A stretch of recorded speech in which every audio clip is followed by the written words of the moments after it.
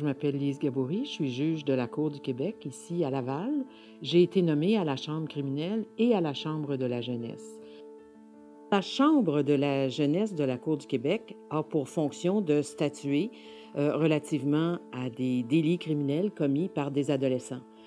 Il est important de noter que ce qui donne juridiction à la Chambre de la jeunesse, c'est l'âge de l'adolescent lors de la commission de l'offense. Il faut, pour que la Chambre de la jeunesse ait juridiction, que l'offense soit commise par une personne qui est âgée de moins de 18 ans au jour de la commission de l'offense et non pas au jour de la comparution.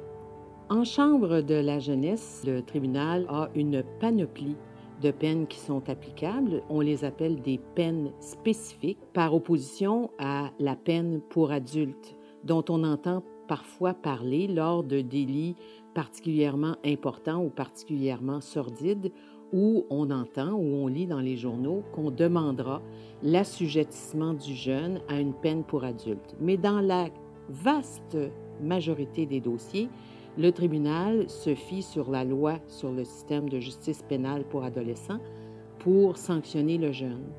Ça va de la simple remontrance, qui est prévue dans la loi comme étant une sanction, c'est-à-dire le tribunal qui explique au jeune que son agir était tout à fait inapproprié, illégal, etc., jusqu'à la mise sous garde en centre de réadaptation. La plupart du temps, je dirais que l'ordonnance de probation, assortie de différentes conditions telles que l'accomplissement de travaux bénévoles, est la sanction la plus souvent imposée aux jeunes qui comparaissent devant la Chambre de la jeunesse.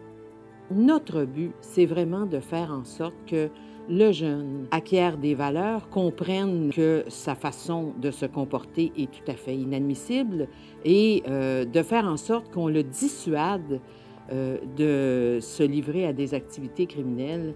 Et notre menace, c'est souvent de lui dire que lorsqu'il aura atteint 18 ans et qu'il sera confronté au système pénal pour adultes et il passera par l'établissement de détention, etc., ce sera beaucoup plus dur à vivre que ce qu'on lui impose en chambre de la jeunesse.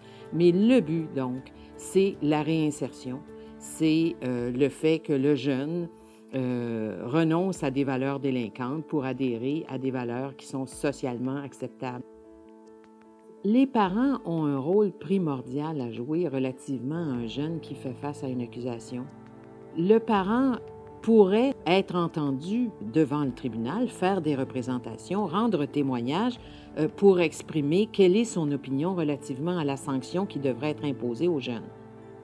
En chambre de la jeunesse, une condamnation ne crée pas comme telle de casier judiciaire, sauf que les ordinateurs gardent la mémoire des condamnations.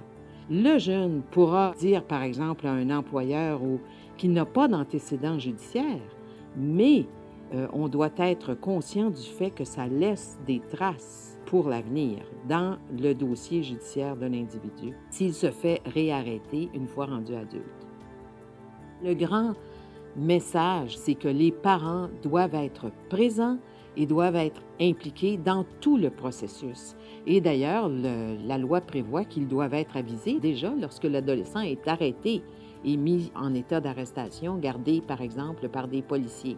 La loi sur le système de justice pénale pour adolescents prévoit une disposition particulière qui fait en sorte que, par exemple, au niveau de la remise en liberté, on peut confier le jeune à ses parents détenu, mais en garde, en charge d'un parent. Et le parent doit prendre l'engagement, donc, de voir à faire respecter les conditions, etc. Mais pour ça, il faut que le parent soit là et que le parent fasse savoir qu'il est intéressé à s'impliquer et à participer au système. Ce qui démontrerait qu'on a réussi relativement à un adolescent, ce serait, une fois qu'on l'a vu en chambre de la jeunesse, de ne jamais le voir en chambre criminelle